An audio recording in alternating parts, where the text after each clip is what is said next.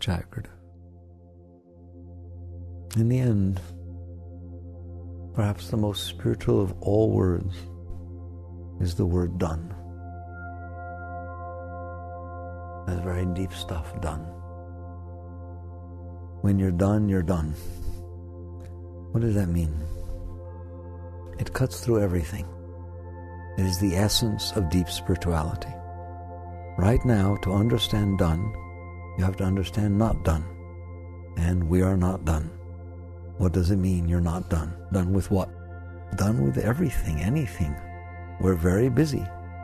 That's what we are, busy. From the moment we wake up to the moment we go to bed, if we manage to fall asleep, even in our dreams, we're very busy. Freud says the most basic dream is a wish fulfillment dream. We're very busy, we're not done.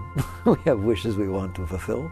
We want things we want to experience. We have people we want to meet, lovers we want to love, finances we want to achieve. We have so much.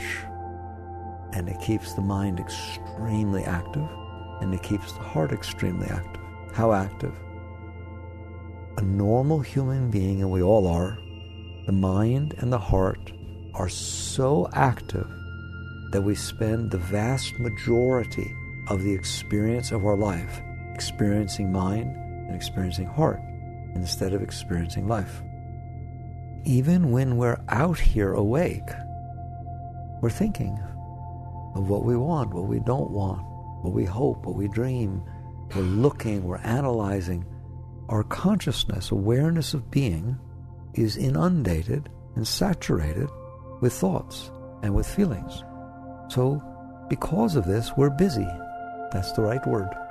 Busy is the opposite of done. But busy doing what? That's what's so beautiful. Nobody steps back. They're so busy. I'm late for a very important date. Right? Where are you going? Why are you running around like a maniac? Where are you going? And eventually you'll realize, nowhere. But I'm trying to get there. You're not going anywhere. What you're doing, if you dare to look at it, and nobody does, is it's very simple. You're not okay. Inside, you're not okay. You're not happy with the way things are. You're not satisfied, contented. There's not a sense of complete well-being inside of our being. That's for sure. Therefore, what we are busy doing all the time is trying to fix that. We're trying to achieve a state of well-being. Call it love, call it peace, call it God, call it, I don't know what you want to call it whatever you want. You want to feel good. That's the most basic of all things. You want to feel whole. You want to feel contented. You want to feel that everything's right. You want to feel that you've reached a state that you're looking for. I don't have to define it for you. You've been looking for it your entire life.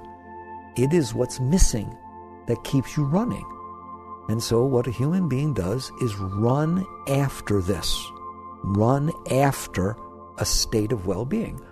The problem is, where we run is outside of ourselves. We run toward achieving things. We run toward getting things. We run toward doing things. We run toward saying things. We run toward writing things. We just run. Run around like chickens with our heads cut off, trying to find what needs to be a certain way outside, people, places, and things, in order for us to be okay, in order for there to be a state of contentment. We don't ever think of it that rationally, because if you did, you wouldn't do 99% of the things you're doing. Because if somebody asked you, how exactly is that going to create a good state of well-being, you'd look at them like, I don't know, but I don't have time to talk about it. I never thought about it. What are you doing? This is what I need to get. I need a boat. How exactly is a boat, yacht thing, going to make you have a state of well-being inside of yourself? Well, I don't know. I saw in a movie it did to somebody. Well, I always thought it would. I always dreamt that it would. And then we just run around. How is traveling to different places? People want to see the planet and go to mountains and go to ashrams and just want to do things. Why? Because we're not okay. And that's the honest answer. That's why you want to do things. Because you're not okay. I'll prove it to you. I will put you in the presence of someone that you are so in love with. I mean, so absolutely, totally in love with. That to be in their presence, you almost lose consciousness. Your heart goes blown so far open that all this love starts saturating and inundating you. You go into a state of ecstasy. Did you want to go to Hawaii? You want to come down and go to Hawaii? You want to go to an ashram and go to meet a guru? What do you want to do? A being in that state didn't even hear you ask the question. And if they did, they say, leave me alone. I finally have achieved what I'm looking for. There's this beauty of, oh my God, leave me alone. So, but that's not what we're doing. We are looking outside for that which is inside. It's the most amazing thing. So that's what it means to not be done. Not taking anything away, you just have to be willing to talk about it. You're not done when you're not okay, and you're trying to be okay. And then the question becomes, how do you try to be okay? I could give you a list. You give me a list. I need more money. I need a bigger house. I need to lose some weight. I need to look younger. I need to not age. I don't want to get gray hairs and so on. I need to find someone really special. I need these things to be a certain way in order for me to be okay. Very good. You've decided that, and now you're going to be very, very busy for the rest of your life. Trying to decide, there's two things you're trying to decide at all times. One, what will make me okay? Two, how do I get it? I really lied. There's really four things. One, what will make me okay? How will I get it? Two, what will make me not okay? How do I avoid it? Those four things, if you would dare to look at them, make up your entire thought patterns and the entire direction of your life at all times. You're always trying to figure out, what do I need and how do I get it? What do I need to avoid and how do I avoid it? All right, there you go. So that's what it means to not be done. What kind of life does that lead to if that's what you're doing? And it is what you're doing. It leads to a life, one, where it's hard to make decisions. Why? Because you're trying to decide. I'm going to go very slow. People have trouble with decisions, don't they? I have a tough decision to make. Here's your tough decision. What you're really trying to decide is, what do I need that will make me okay, and how do I get it?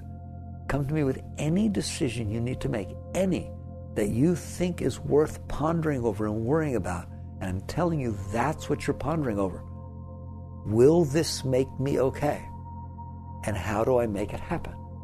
Which of these will make me more okay? And how do I make sure they happen? That's the only decision you've ever made.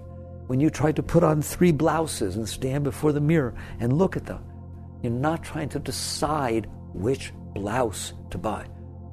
You are trying to decide which blouse will make me okay. You don't care about the blouse. You care about being okay. And somehow your mind, as brilliant as it is, has figured out a relationship between you being okay and that piece of cloth that's hanging on your body, hasn't it? I don't know, whatever your mind said, your mind says a different thing than her mind. That's why you wear different clothes. Everybody's mind makes up a different story about what will make them okay and a different story about how to get it. So a spiritual being looks at this and realizes, that is what I've been doing my whole life. Every minute since I was a child is trying to decide what will make me okay and trying to get it, deciding what I don't want and trying to make it not happen. And yet I've never, ever, ever reached a state of total well-being that has lasted any length of time I'd like to discuss. And so I like to look at you and just say, at what point do you understand it doesn't work?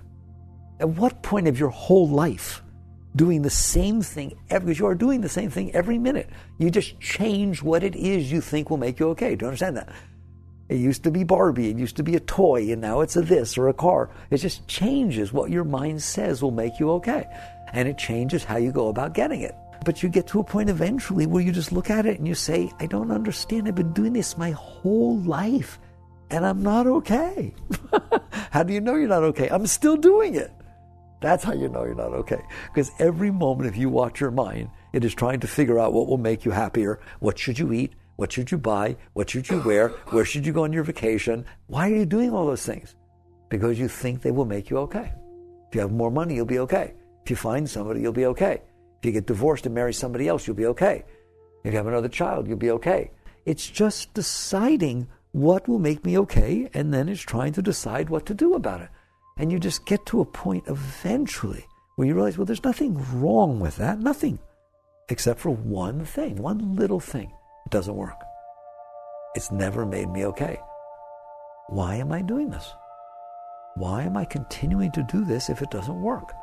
And I know it doesn't work because I'm not in the state I want to be in, and I've only had it for billions of a second. Very few people have ever been contented, totally contented, where the mind was not telling them they needed something or didn't need something, or that they were afraid of something or wanted something for any period of time. Do you understand that? How long have you been in that state where your mind, this is how you can tell you're in the state. Your mind has stopped talking. How often does your mind stop talking? There you go. Right? How do I know that? Because if you watch what it's talking about what do I want and how do I get it? What do I not want and how do I avoid it? I used to ask people a little bit. So your mind perhaps thinks more about what do I want and how do I get it? And right next to your friend, her mind thinks more about what do I not want and how do I avoid it? Really, they literally are more that way or another. There's no difference. They're both completely discontented, driving you crazy. But there are that, and at different times of your life, you've had one more than the other. But in general, you have both, and they go on continuously. And some people ask me, I write about the voice all the time in there, why does it talk so much? That's why. It talks that much because you went to the voice and said, oh, mind, brilliant, genius, oh, great computer, I'm not okay. What needs to happen for me to be okay?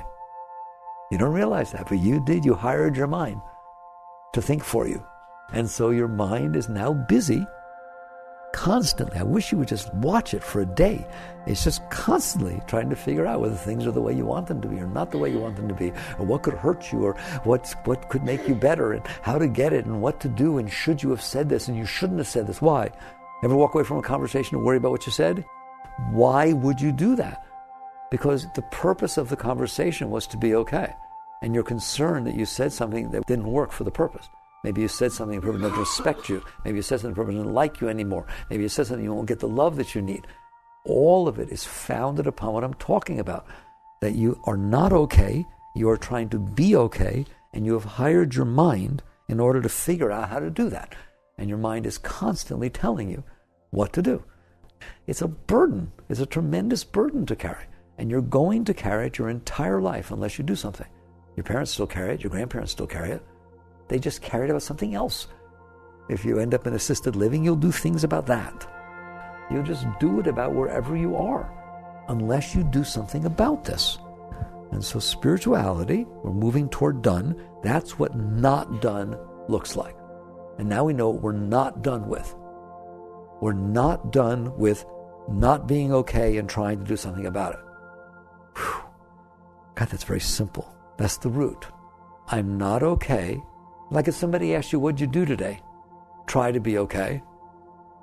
You know what you did today? Try to be okay. Did you brush your hair? Why? You know why, right? Did you dress a certain way?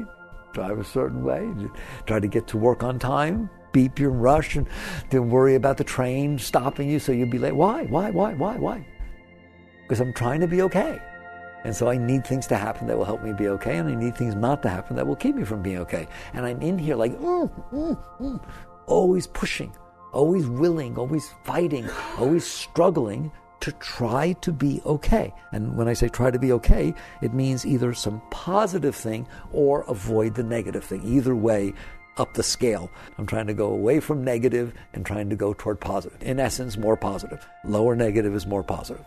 Now, do you admit that's what you're doing all day? Right? Who is willing to look at that? And if somebody said to you, what'd you do today? I tried to be okay. What'd you do last week? I tried to be okay. Now, if I ask you how, that's a different story. Oh, I went on vacation. Oh, I tried to work at night to get more money. Oh, I rebalanced my books. Oh, I refinanced the house. Why? Every single thing. I worked out more at the gym. Why? Everything is to try to be okay. What'd you do this year? That's what I did. I just tried different ways. So that's what it means to not be done. I'm having a very deep talk with you because this is what we do unless we wake up. That's what it means to not be done. I am not done not being okay and trying to be okay. I am not done with the state of not being okay and using my mind and the world and the circumstances around me to try to be okay. This is the great breakthrough. This is the great difference. Krishna said in the Gita, of many men who strive, and some reach very high, they're all good men, maybe one comes to know me as I really am. This is why. This is why. Because if all you're going to do is change what you think will make you okay, or change how to go about getting it or avoiding it, you're still playing the same game. And that's what people don't see. And as long as you're doing that, you will suffer. And that's what Buddha taught you. That's what desire is. That's the root of desire. I'm not okay, so I need things that will make me be okay. He's talking about the whole act of suffering, the act of carrying a burden, the act of not being okay deep inside. So if you're not okay, then there is this need to be okay. And that need creates your desires. That's what your desire is. What is desire? In the truest sense, desire is the energy that gets created when you're attempting to be okay. Desire is an energy inside of you, isn't it? You feel it. It's power, isn't it? A force.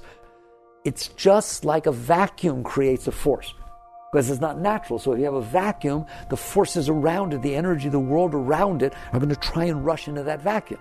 So the vacuum creates force.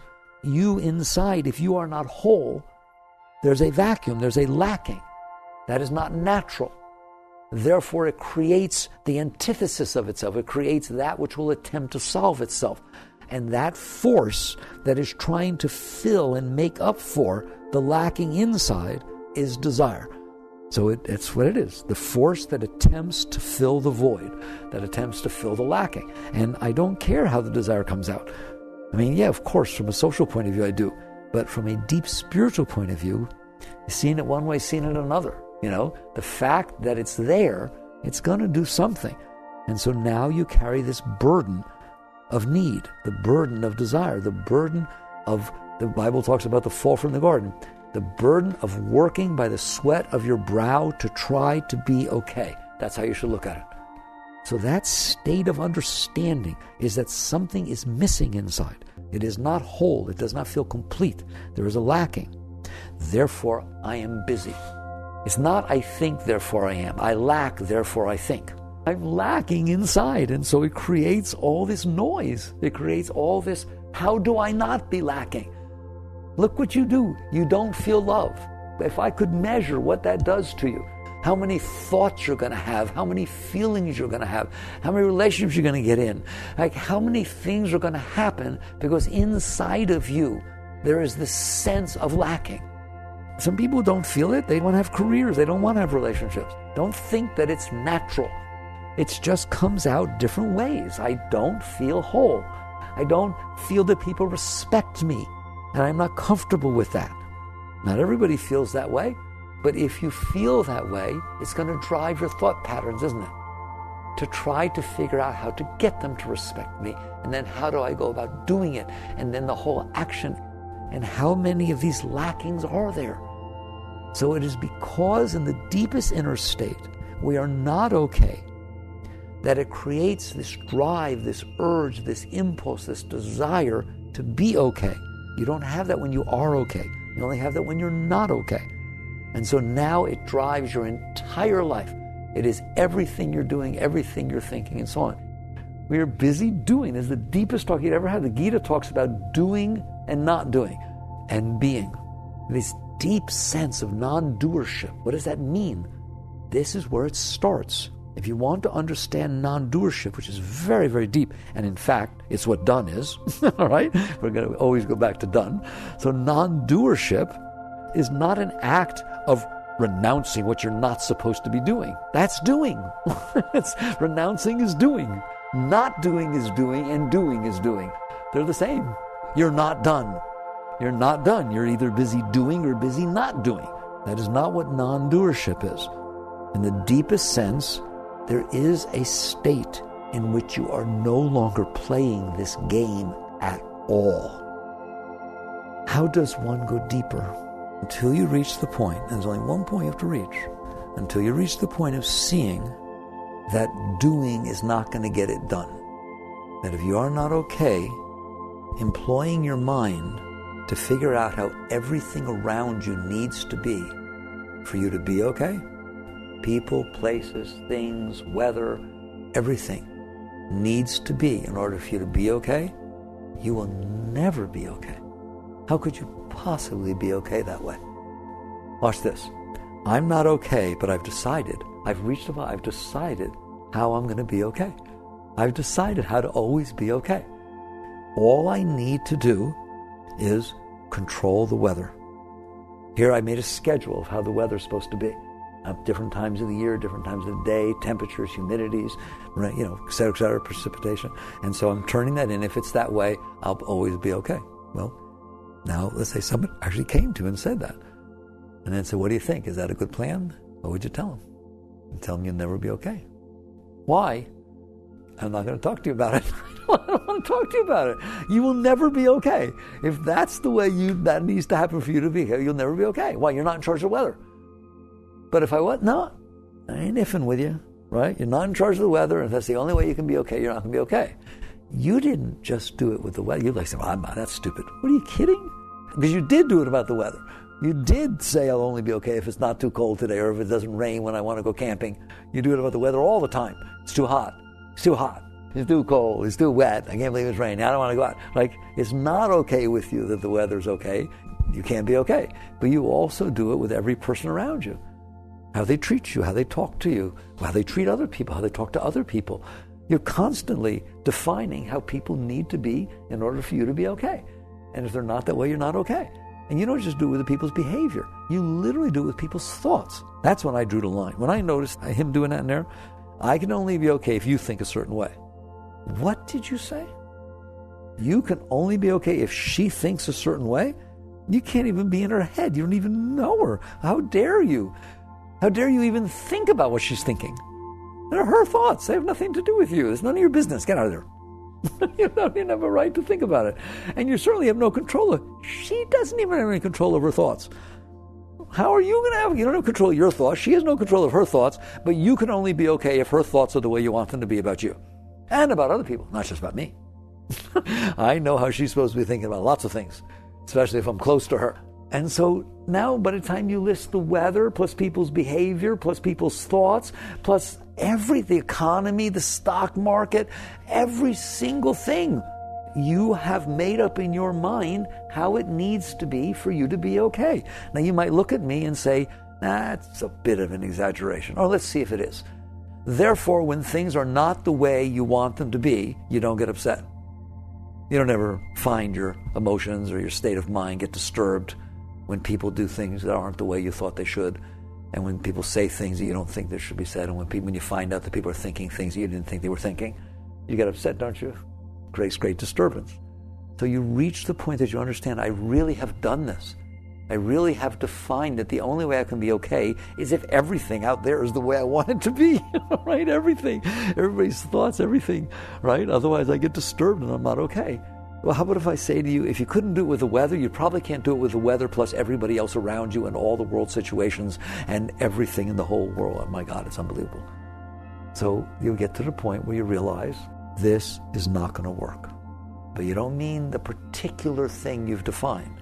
The entire process of I can't be okay until everything is the way I want it to be. You reach the point you realize this doesn't work. And that's when you're ready to wake up. Because you can undo this whole thing. You can reach a very, very, very great state, but not that way. What's wrong is not any person, place, or thing. What's wrong is that I'm not okay, and I went outside myself to try to find out how to be okay. I went to the mind and said, how does everybody else need to be for me to be okay? Right there. If you all took notes, I'd make you write that down. You went to the mind and said, how does everything outside of me need to be for me to be okay? That's the folly.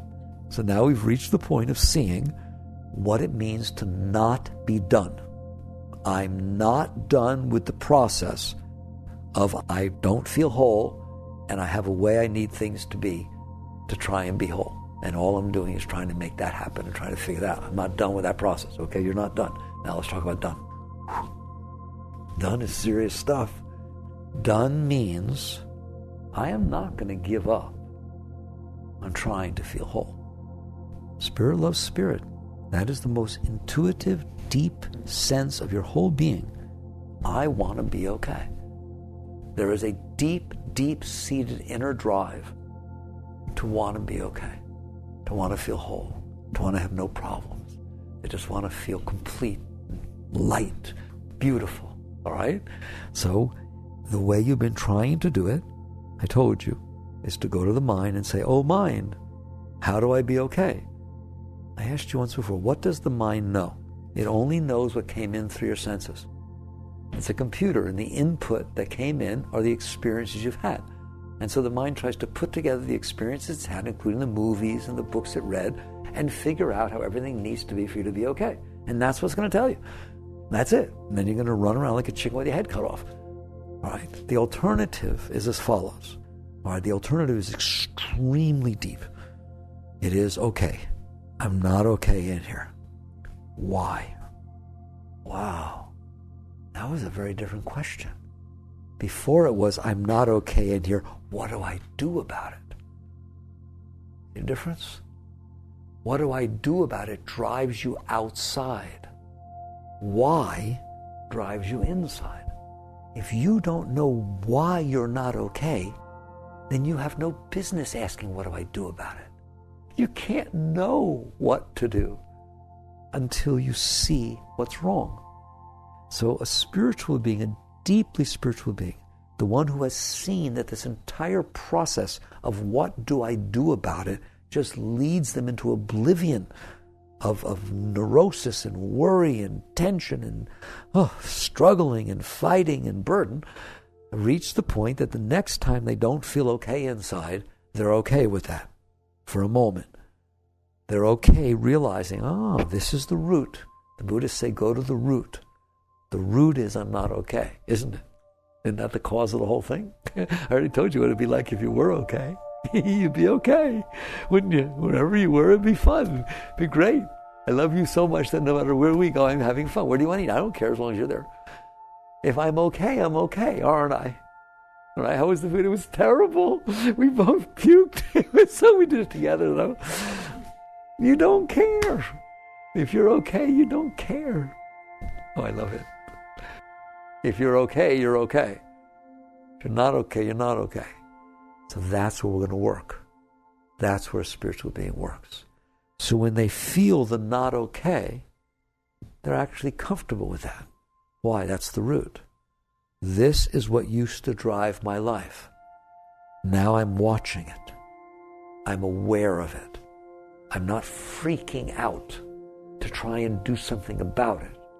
I'm remaining conscious and centered so that I can see why I'm not okay. I'm telling you, the crux is, when you are not okay, are you asking why? Or are you asking, what do I do about it? So you just undercut all this, and you see it, and you'll be willing to sit with it, and that's what it takes. That's the price. If you're going to be done with it, you have to be willing to face it. You have to be willing to sit with it. You have to be willing to be aware of it, not run away from it by trying to find things that keep you away from it. So a spiritual being looks at the part of their being when it moves. You don't have to look for it. Don't worry, it comes up to you. That's not okay. And you see it. And you are comfortable with that. You relax in the presence of that. And I told you there's a question that one asks. Why are you not okay? You have a child, a little child, comes home from school, crying, throwing a tantrum, terribly upset. Which parent is a better parent?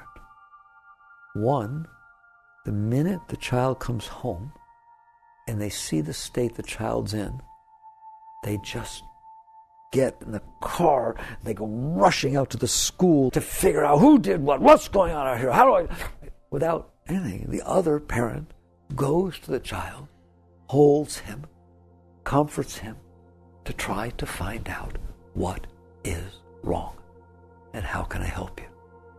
Which is a better tactic? That's what you need to do with yourself. You're not okay. There's a part that's not okay. It's deep inside and then scared. It's not whole. It doesn't feel comfortable. It's not okay. A conscious being learns to hold that part, to sit with that part, to be with that part. so that it can see what's wrong. Not the minute they feel something wrong, go running outside to see what to do about it. You see that? Because the one who's out there running around like a maniac, trying to do something about it when they don't even know what's wrong. I just spent my hour on that. You get so lost out there that you don't even know what you're doing. You don't even know why you're doing it, right? So instead, you come in here and you see it. All right, if you were able to sit with you and you were to ask, why are you not okay? Why am I not okay? You might hear some deep things, I'm lonely. I'm very insecure. I don't feel good about myself. And before I didn't feel good about myself, so I tried to make you feel good about me. I tried to dress a certain way so you look interested in me, try to impress you, so that would make me feel good about myself. Not going to happen. I'm not going to do anything. So you eventually get to the point where you're in here, you're feeling this, you sit with it, and you ask the deepest of all questions. Why? Why is it like this? And if you will watch, you will see the greatest realization that could exist. You'll see there's not light in here. It's dark. There's hollow spots. There's lacking. When I'm feeling better, it's not lacking. I feel energy. I feel upliftment flowing inside of me. Like literally my heart is lifted up and I feel energy coming through my heart, versus my heart is down and I just feel a rock, coldness there. So being okay, you will start to see, I'm going to do it very quickly now, you will start to see that being okay means there's energy in there. I feel insecure unless there's this strength flowing inside of me. Then I can go up and give a talk and I feel stronger. I can be in the presence of you and say things that I want and not be afraid of what you say back. But when I feel this hollowness inside and darkness and lacking inside, then I don't want to say anything. I'm scared to say anything. And you start seeing it's the difference between energy and not energy. Like I said, I'll go very quickly. You have to see it yourself. It can't be something you believe. It has to be something you see. You see because you looked. Right now you're not looking. Now you're looking, she didn't do this and he didn't do this and it rained when it was you're blaming everything outside. It has nothing to do with the outside. Nothing. Your mind did that. Your mind linked your not okayness with the outside by saying this will make me okay and this will make me worse, because it was trying to figure it out. There is no link between the outside and your inside. Your inner state of being is yours. It's you. You're in there. The mind is just full of the experiences you've had before. And then you link the two together, the outside with the inside, by having all these hopes and dreams and concepts and views and opinions and preferences and all this stuff that's going to make me be okay. And then that's what ran your life. So you come back to the core, you come back to the center, and you will see it is a matter of energy and not energy. When I am experiencing uplifting energy inside of me, I am okay. When I'm experiencing a little bit of energy, I'm a little bit okay. When I'm feeling a lot of energy, I'm totally okay. When there's so much energy that I can't even be in there, it blows me away. It literally blows me away, blows me out. I am blown away. It was the highest experience I ever had in my life. I'll do anything to get back there. That's how okay I am, to understand that. And when I have no energy, I'm totally depressed. I'm suicidal. It's energy levels. It's nothing else. It's energy levels. Your cells, in the end, live off sugar. They live off glucose. That's what ultimately they eat. It's all they can eat. That's what packages their energy. You live off Shakti, energy. All of you. I don't care if you ever heard the word in your life. Glucose. I don't know what that is. Yeah, well, you're still eating it. That's the only thing a cell can break down, the only thing it digests. That's where its packets of energy come from. You are living off of Shakti, energy. That is what determines whether you're okay or not, is the level of spirit, the level of chi, the level of Shakti that is flowing inside of you. That is what a spiritual being sees when they look. This is about Shakti. It ain't about you or you or you or the weather or anything like that. I decided what I liked. When it starts happening, I open up so I feel Shakti. I decided what I don't like. When it starts happening, I close down because I'm scared. I feel no Shakti. That's why the outside world can affect how you're doing. That's all. It's very simple. Change what you like, you'll change what opens you up. It's so simple. You did that. Your mind defined the gateways of what will open you up or close you based on what it likes or doesn't like. And so when the world unfolds, it is now opening and closing you. But it doesn't work, does it? It doesn't stay there and it doesn't work. So now you go behind the whole thing, back to the core of your being, and you just be quiet. And you just say, Shakti, no Shakti. That's it. And you just realize it's that simple. It's not complicated. There's not the tens of billions of things that you need to worry about. It's just either Shakti or no Shakti. If I have Shakti, I'm fine. So now I have to see why Shakti, why no Shakti. I've been through this with you. This is where a conscious being lives. They are in here watching this all day, seeing how the world, the dance of the world, affects the dance of the Shakti inside. Not going out there to change it, just watching, so they can learn about the laws of what is governing the state of my being. So once you've seen that your mind is doing it, telling you your mind is doing it, when you get what your mind says it likes, you open and you feel Shakti. When you get what your mind says it doesn't like, you close and you get very, very upset. So you realize the mind is doing this. I don't want to play the game anymore. So I watch this. And ultimately what you want to see is there's a door to the energy. Gotta really go deep with you. When you see there's a door, when it's open, the energy flows. The door is deep inside of you. When it's closed, the energy doesn't flow. I do not want to learn how to open the door. That is not what a great being, a great yogi is learning. I want there not to be a door. I want there not to be a door. Why do I want a door? When it's closed, I'm no good. When it's open, I'm good. Why do I want a door? Why would I ever want it to be able to close? I don't want there to be a door. That's a whole, you're reaching for the door handle. The yogi's reaching for the hinges. I'm taking this thing off. I have no use for a door. None. Why would I have a use for a door? Well, there need to be times I don't want to be okay. No. There's no list at any time that I don't want to be okay. Therefore, I have no use for a door. This is real spirituality. It comes down to closing, not closing. Doesn't it? If that's what lets the Shakti flow and not, it comes down to closing or not closing. So once you go there, you immediately commit to yourself, not closing. Not closing. Ever. Why would I? Well, the situation warranted it. No, I don't think so. I want it to be okay. Therefore, the only thing that warrants closing is wanting to not be okay. You get right down to simple stuff, right? I want to always be okay. How about you? I tell you, let's get straight what I want. I want that the highest state that could possibly be going on inside, ever new, constantly renewing itself at all times and never stopping and getting higher each time, each day for the rest of my life. Would you like that? Why not? A nice thing to have, right? Now I'll go out and play with the world. There is no desire, there is no need, there is no anything. I'm already completely fulfilled. Now let's dance. You're always okay. There's not a single problem. My burden is light. Now you understand how your burden gets light. Because you have none. Because you are okay. Because you're in a state of total well-being. As Christ was, as Buddha was. So this is where you're going. You're going to end up getting what everybody else will never get, but they're trying to get, and don't tell me you renounced anything. You didn't renounce anything. You just learned how to get it. So you start realizing, I now see, I know how to be okay. Don't close.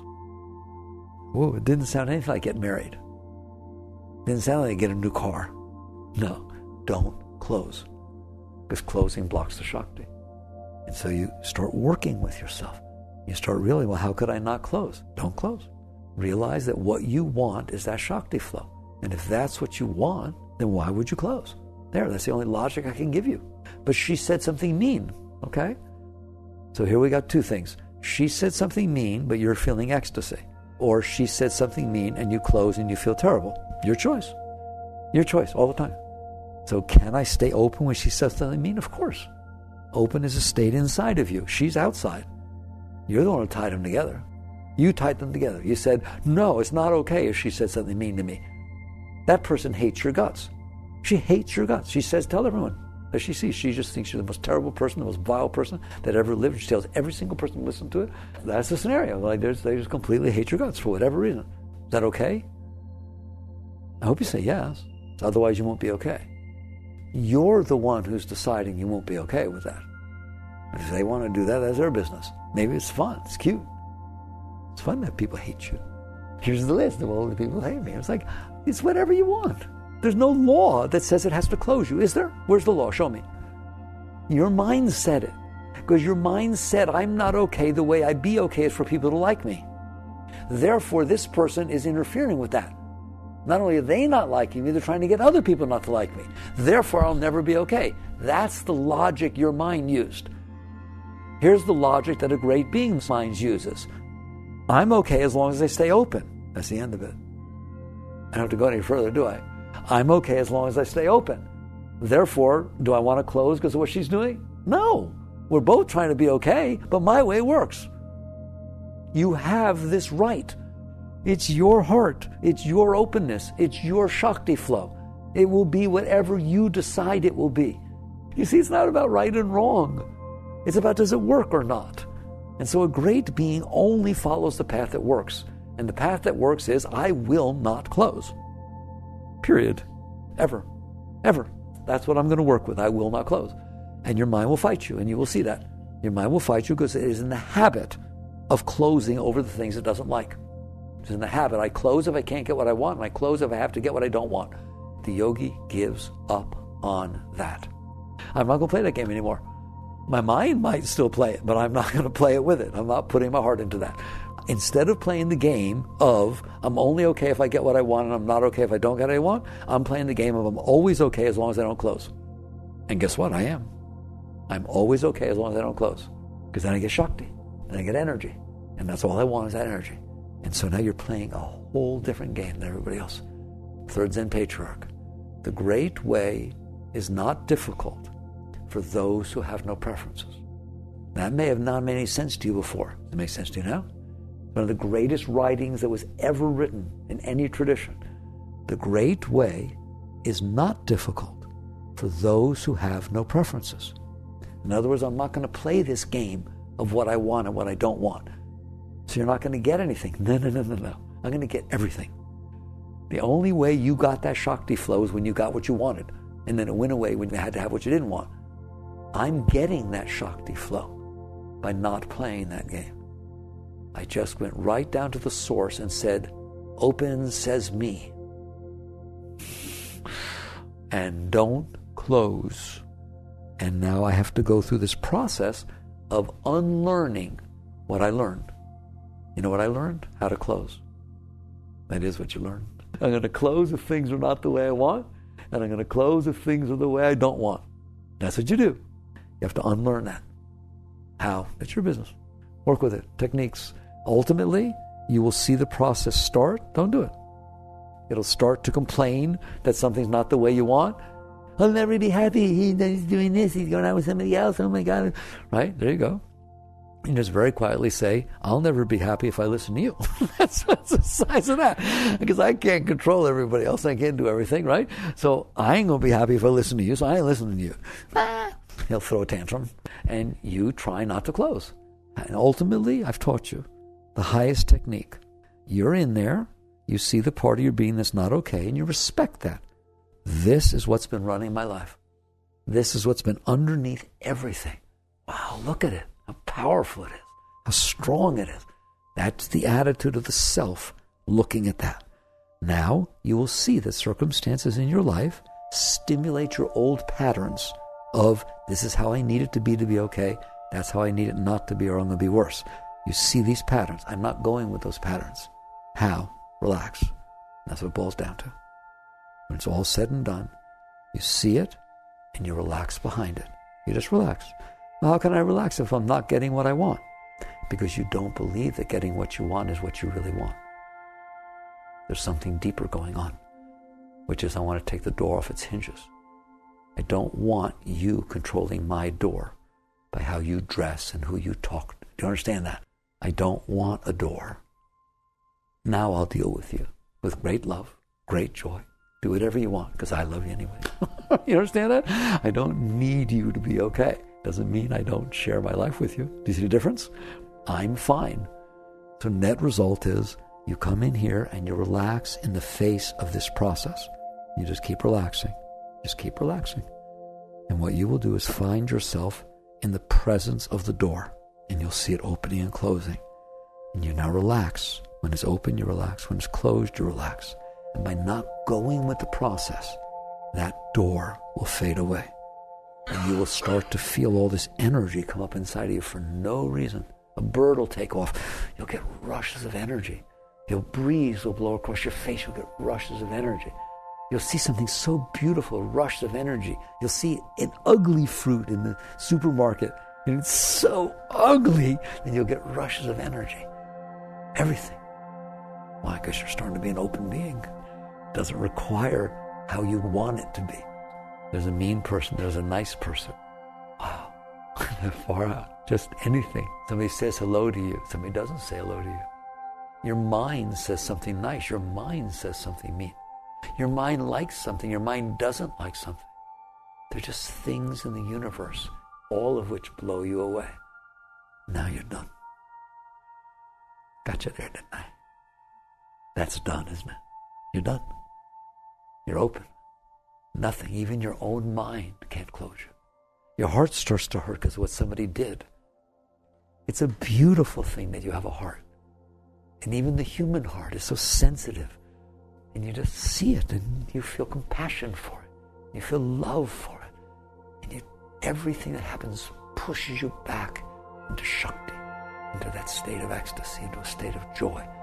And there's nothing to worry about because everything blows you away. What's the difference?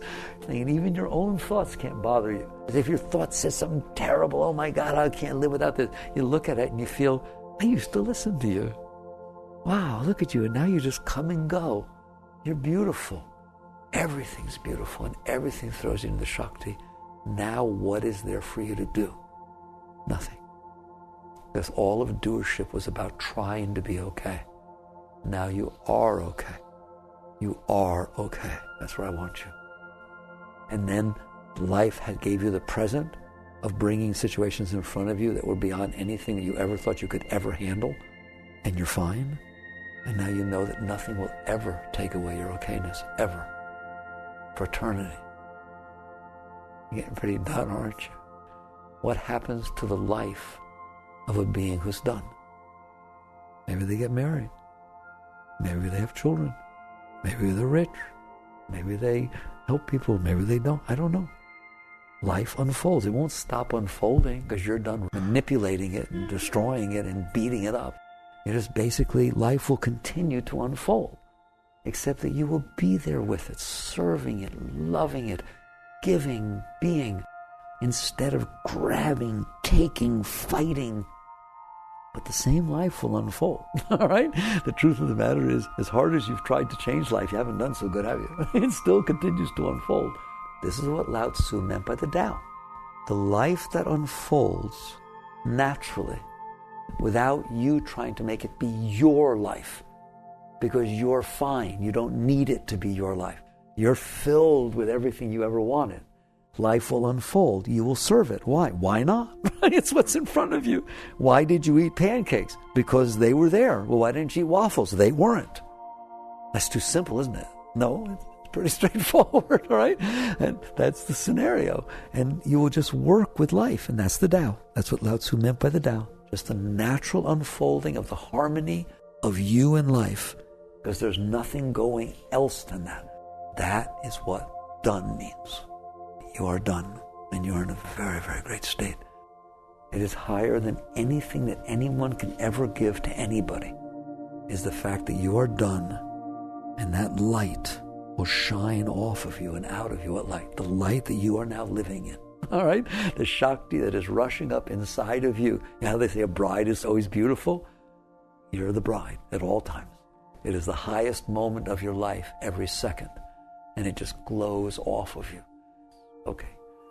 So, if I had to talk about being done, that's what I would say. Contemplate those things. Jagradav.